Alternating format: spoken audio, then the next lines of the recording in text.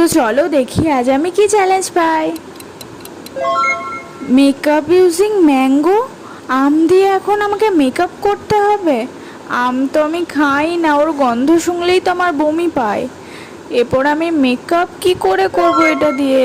Makeup করলে 1000টা like আর 500টা subscriber, তাহলে তো আমাকে করতেই হবে। চলো, তো প্রথমে আম দিয়ে ভালোভাবে ফাউন্ডেশনটা লাগিয়ে নিচ্ছি গোটা মুখে। এরপর এটা ব্লেন্ড করা পালা। ব্লেন্ড করতে করতে আমার মুখে ছাল চামড়া সব উঠে গেছে। তারপর এখানে একটু ব্লাশ লাগিয়ে নিচ্ছি। আর একদিকের ব্লাশটা খুব সুন্দর করে ব্লেন্ড হয়েছিল, আর অপর দিকের ব্লাশটা দেখো।